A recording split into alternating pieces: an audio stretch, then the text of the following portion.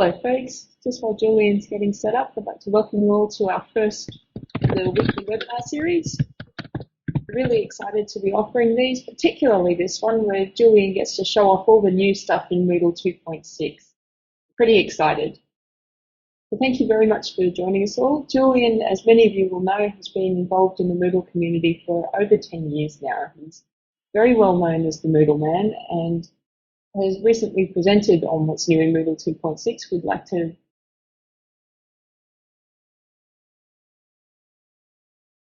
Oh no, and just like that, we've lost her. It's always the best laid plans. Look, I'll continue. Many of you know me already. My name is Julian, often known as Moodleman, and this presentation is on some of the, not all, but some of the cool new teacher-focused tricks from Moodle 2.6. Now, before we go any further, I would like some audience participation. On the right-hand side, you should see a chat window. If you could quickly type in where you're from, location-wise, see how far our reach is at the moment. Orange, I hope the bandwidth holds out.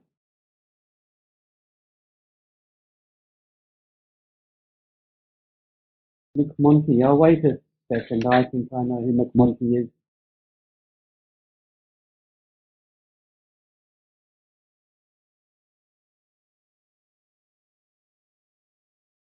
So again, I'm not sure why I'm speaking because you can't hear audio. You can wait.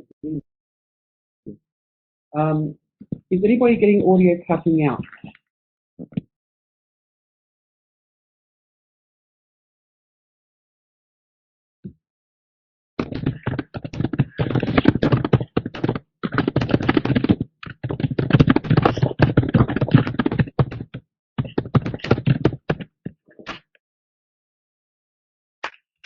Okay, well, I've just moved off. My headphones sometimes are a little bit dodgy.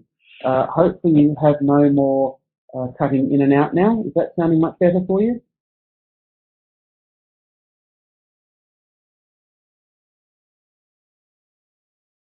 Fantastic. So I did some tests earlier, but of course I then moved my computer and that seems to set everything up.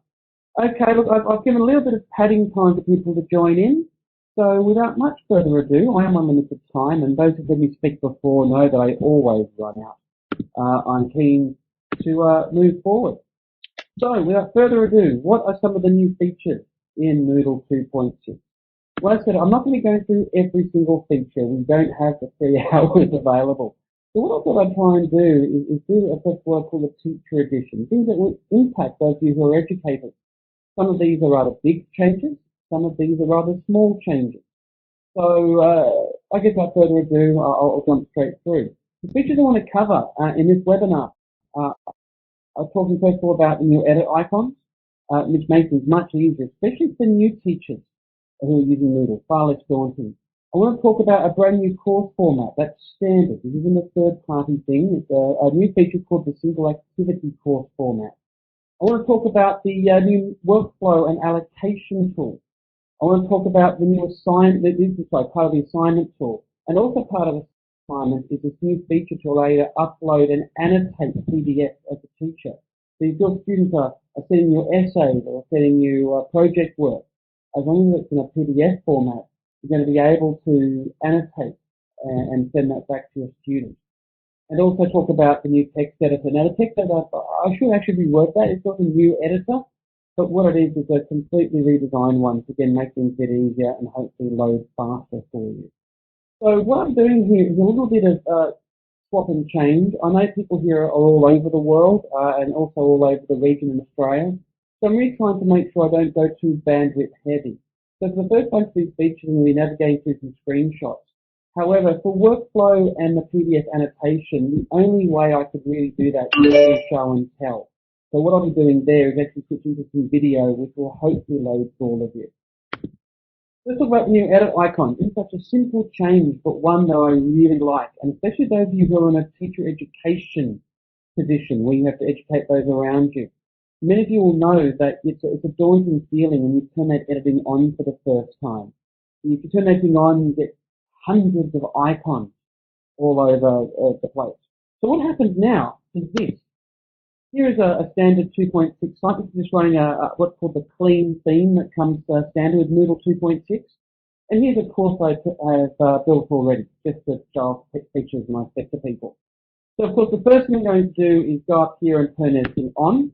And this is the point where normally Moodle gets incredibly intimidating because it fills up with hundreds of icons. Well now, it just shows one, an edit icon. What you can now do is click on the edit drop-down. So you see there's a new forum or down the bottom, assignment, module documentation. If I click on the edit button, what you now get is a drop-down. Now, it's such a simple change. Those of you who've been using Moodle for so long, you'll think this is such a minor thing. But why is it so exciting? It not only does it make the screen cleaner and less intimidating, but now finally tells you what each of these icons do. So rather than having to teach everybody how to hover all the time, and what does that little gear do? What's that little eye do? It now has it built right in, and you just move over and click on the one that you want. My experience already working with new teachers using 2.6 is that training is significantly easier because each of these icons has exactly what it does written next to it. So a simple but a very impactful change I've seen already. So that's a first simple one. The next one is a new course format. Now this is one that also so many people ask for without realizing they're asking for it. And stay with me, I promise this will make sense.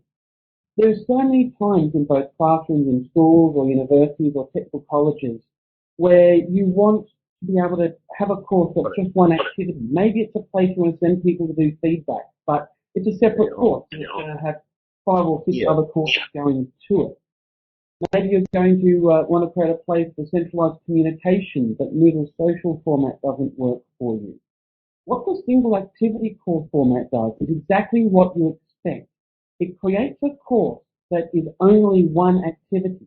And no, you don't have to go to the course to click on that one activity. It just shows it right away. And again, it's simpler to show you than to try and explain. So again, here's some screenshots. Here's a Moodle course, a Moodle site. If I click on add a new course, and many of you have probably done this before, you're brought to your course editing screen. And it's no different than you've seen before. You've got the full name, short name, and I've put some information here. But when I scroll down now, I have the option of choosing a format. And rather than the topics format, which many of you probably use by default, I'm going to click on that and choose the single activity format. This is brand new. Once you do that, the screen will refresh and give you the option of selecting which activity. In fact, you can use any activity in the Moodle as a single activity. You're not limited to a forum or to a feedback. You can use anything that you like. And that also includes third-party tools. So maybe you're trying to use a stamp collection to create a centralized place for everybody to get badges. Get stamps. Maybe you want to use certificates, so when they go here, it shows them their certificate. It really is limited by your imagination. It has so many possible uses. Because it's quick and easy, I'm going to choose a forum, because that's one, of course, that many people use. Once I choose forum, I'm then going to be prompted to set up the forum, and this is the standard setting up the forum screen. You know, what's the name, what's the description, all the features you normally have in any forum in Moodle. So, okay, I go and I give it a name and a description. In this case, maybe I want to create a forum for news and information, but I'm not using a social format. I want everybody here to be able to reply and send and use attachments. It's going to be a standard forum that I can send to the 6 different class courses, all to this one course to interact. So once you've done that, you click save as you normally would. But what makes it so different now, let me just go back and show you, is here is my course listing. And again, excuse the fact I've got a few courses here. And there is that one activity format demo that I just created. When I click on the link to this course, rather than being sent to a course page, I click on that link and it sends you straight to the forum itself. It's as simple as that. Whatever that one activity is, it just displays. Look at the breadcrumb. It's not saying home/one activity demo/discussion forum. This is it. The whole course consists of just this activity. Again, a simple little feature, but incredibly powerful, and I'm already using it for so many different ways. And again, I'm using it for standalone courses for certificates that might have 4 or 5 places going to it. I've used it with Stamp Collection, which is a third-party plugin, which I often use for giving stamps to students, especially young children. I've used it a lot with forums. So yeah, that's hopefully enough ideas to get you thinking. The next one, I'm seeing all people saying audio issues. The browser I recommend, if you can, is Firefox or Chrome. If you're using Safari, you may struggle. Now, of course, those who are getting no audio aren't going to hear that. If anybody wants to type that into the chat, I would love it if you could do so. If you're using Safari, especially on Mavericks, it is temperamental. But if you're using Firefox on a Mac or Chrome, you'll find yourself having a much more luck. So this here is a new text editor. Now, again, I don't like saying new text editor. This is the same editor that we've had in the past. But what the guys at HQ have done is they've rejigged it a little. Again, much of it's about trying to simplify. I always say to so many clients that Moodle's strength and its weakness are all the options. And I think many of you who've used Moodle for a while will agree with that statement. The powerful options make it so incredibly useful, but it's also those options that make it so incredibly intimidating. So what happens now, and again I'll go to, let's go to the forum I just created, since that's what I've got open. Here is that forum. If I go to add a new post, notice that the text editor is much cleaner. First of all, we've got rid of all those awful little icons. There's very nice, clean, simple iconography now. And instead of 2, 3 rows of icons, just put the basic stuff. Bold, italicized, bullet point, creating links, and of course inserting files, menus, and attachments. Now, it's not to say you've lost all your powerful features. In fact, I really want to stress this. People have sometimes looked at screenshots of this and gone, oh, but I always use X or Y. Just by clicking on the icon on the top left, the one that looks like 3 rows of icons next to the paragraph, and you click on that, it opens up, and you get all your icons back again. And for those of you who aren't already aware, if you're a system administrator in Moodle, if you have a manager or administrator role, you can actually determine for your site which icons appear on that top row. So they aren't even locked in place. If you say that all our people also use underline a lot, and we all like using the text color change, you can go through as an administrator and change the default top row so that everything that your staff needs is there. So again, a simple change, but one that will make it much less intimidating, especially for those who are new, and obviously hopefully faster to use for those who have used it for a while.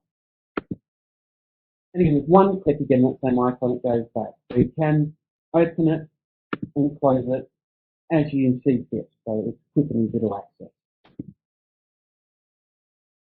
Now it's time we get interesting. And again, I'm glad to see me join us. Those of you who came a bit late, thank you for joining us. This presentation is being recorded. If you missed something at the beginning, you'll be able to rewatch all of this at the end. The next feature is marking workflow and allocation. Now, here is where I'm going to actually have to play a little bit with fire, because I thought of doing this as screenshots like I've done so far, but to be honest, there's just so much to show. Having 20 pictures just wasn't going to help. So what I'm going to do now is share my screen. I'm going to do this right now, and I'll give a second for both screens to catch up.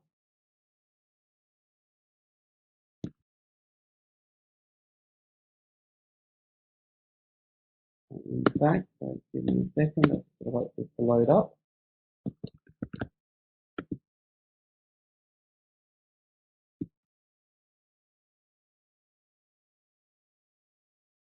Now the great thing about this tool is I can choose just to share part of my screen, so you won't have to get everything. Now I know you're looking at me looking at my screen right now, so what I'm going to do is bring up the screen I want to show you. Can everybody currently see a screenshot of my video screen? I'm hoping you can. I am watching the chat window. Fantastic. I'm just going to resize this a little. For those of you who are regular trainers or presenters, you're probably aware that you try and minimize the amount of things that can go wrong. And what I've done here, for instance, is I've pre-recorded this as a video so I can walk you through it without worrying about the technology. Okay, so what we're talking about now is a new feature for the assignment tool. You're seeing here a course I built in 2.3. It's been upgrading as we move forward. This is now 2.6, of course. And I have a whole bunch of assignments that I've got. So what we're going to do is edit an existing assignment and show you what we can do with a workflow. So here I'm just going to edit an assignment I created in the past. I hope you don't have to tell you guys what an assignment is. I'm going to scroll down and open up the grading area. Now there are a couple of new features. What we're going to talk about first is this one here called Use Marking Workflow. This feature allows us to finally start recording stages of marking. So here's my assignment. If I click on View Submissions, I can see all my different students. And notice that I can now choose a status. Is it currently being marked? Has it been completed marking? Is it waiting for review? The last one here, release, is incredibly important because also finally, if you use this tool, students will not get the marks sent to them or shown until you choose release. It's a very simple change.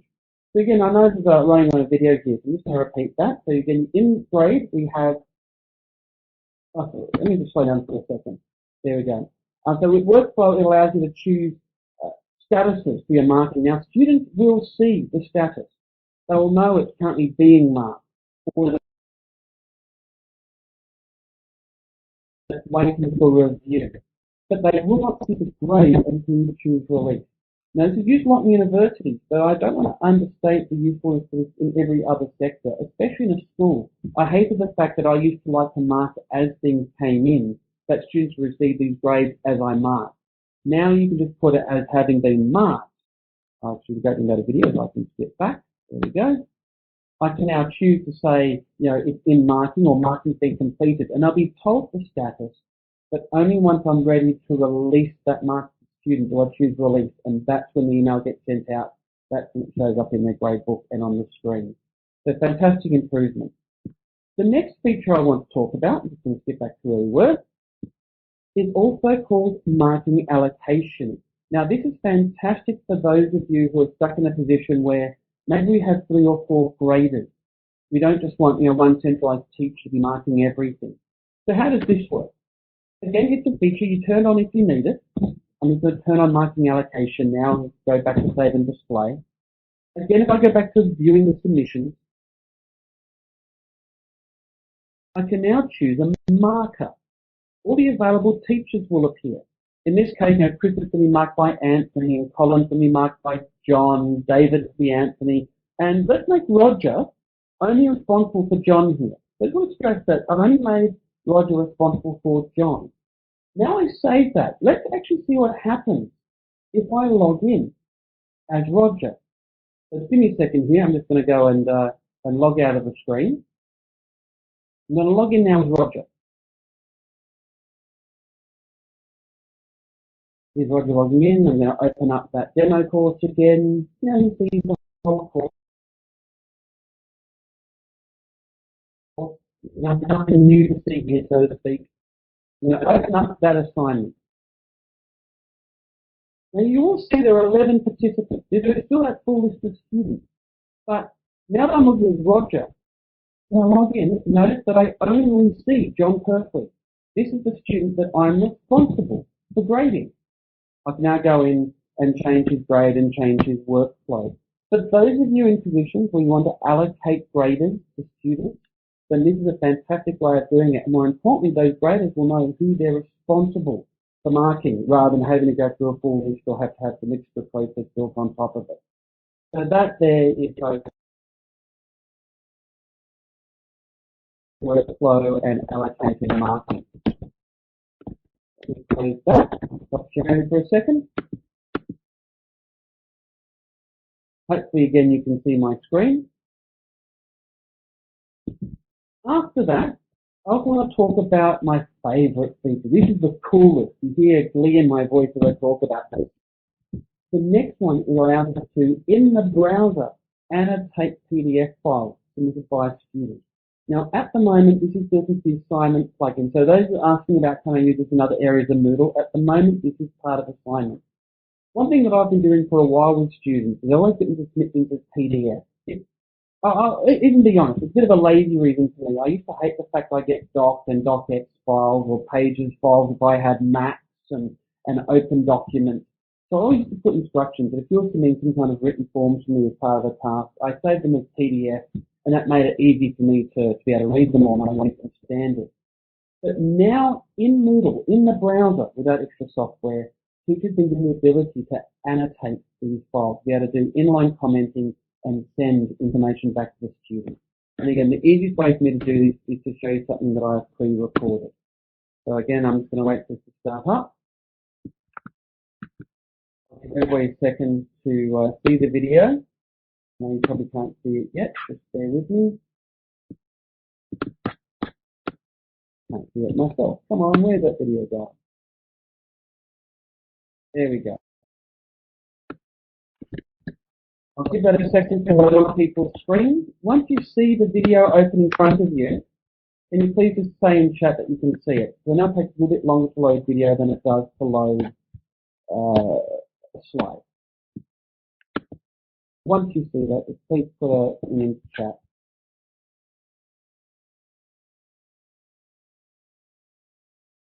I'm a little worried with hearing nothing in chat at all. Alright, look, I'm going to have to try and move it forward. So this will be available in the recording anyway if you don't get to see it now. So here we have a standard assignment again. This time what I'm going to do, like the feature that automatically comes on if Moodle detects the PDF that's been submitted. So again, here's a whole bunch of students that have done work. I can see here that William submitted a PDF. I'm going to grade that student. Now I've graded that student, I've got all the normal grading options and marking and so forth, but down the bottom is a new feature that says Launch PDF Editor. This is the exciting new bit. What this allows us to do is live annotate. I can highlight. Here's my red highlighting pen. I can change the color to yellow and maybe highlight down here the bits that I like. I can get out my red pen and just scribble a document. This here is a fantastic example of X that, you really need to do more work over here. I could write on top of this PDF. Of course, your writing's like mine, which is pretty bad. I can also put notes on here, so I can go and type in notes. Fantastic reference to this. Can you please put more information on X or Y? But let me just add another note here. The other really cool thing about this, for those of you who deal with large essays, is that this is also searchable. So as I have got two notes here, if I do a quick click up here, I can search these comments. There's the two I've typed in. If I actually filter it looking for, in fact, let's search for the word note. That's a stupid one. I can't remember the note. You have to take one word. It does the keyword. And then show them up. And last of all, you can upload your own stamp. No, I didn't like this. I'm going to click stamp on here. Fail. Oh, that's big enough. I can click on the trash icon to remove it, and maybe put a nicer stamp. Yes, you actually pass. These aren't built into Moodle. These are pictures that I've uploaded. Now, your system administrator can do that. You can upload any stamps you want. Maybe they're ticks or crosses or smiley faces, anything that you'd like to have. But this now significantly changes how we can handle inline commenting in articles. Now, again, to stress, it has to be a PDF file. People have asked me, and it will only work in browsers at the moment. Martin certainly has a dream that at some point this will work on things like iPad, but at the moment it will only work on a screen. It seems to be on a notebook or a desktop computer. Now, I'm just having a quick look down my time. I'm sure I'm running out of time. Those are the key elements. Now, there are so much more that Moodle 2.6. I had a short period of time developing that webinar. As Vinny mentioned in the chat, this will be recorded and put into our channel. I'll be doing more of these, hopefully in the future, probably early in the year, to be honest. I'll do another one on cool new features for managers and administrators, because there's far more than just this. But again, if you want more information, I've put a link here in the presentation, which is docs.moodle.org. There's a fantastic page that outlines these, as well as videos. What HQ has done for this release is put a lot more focus on information that's useful for teachers. So you can view YouTube videos of each of these features in far more detail, and of course check out the forums as well. Thank you so much for your time. A good webinar is a quick webinar. What I'd like to do is open up some questions. Does anybody have any questions on any of these features? Or anything else? Feel free, if you like, to use the microphone, or you can use the chat room on the right-hand side.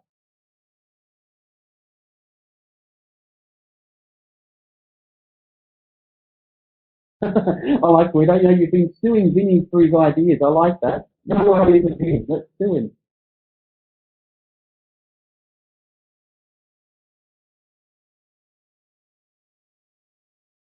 Well, as there's nothing in there at the moment, I again want to remind you all, this will be a weekly occurrence. Edubeans is a new website that we're going to be putting up a whole bunch of weekly webinars on cool features and good uses of various, not just Moodle tools either, but tools that complement Moodle. We hope to be inviting guest speakers, not just from Pukunui, but from all over the place as well. If you have suggestions, and I can suggest things you'd like to have covered in these webinars. And also note that the recordings for this will be available in the Edubeans page for about the next 15 minutes. But this will also be uploaded to our YouTube channel that you'll be able to watch and hopefully share around next time. Remember, you can catch us on Twitter. There's a forum in the Edubeans space. And hopefully you enjoyed this and would like to see you at next week's Edubeans. Which hopefully Lindy can say what that is, because I've forgotten. And thank you very much for coming, everybody. Well, thank you very much, Julian, for a short and sweet presentation. And folks, we hope to see you here next week for Vinnie Stocker presenting on creative ideas with forums. Thank you all very much for coming.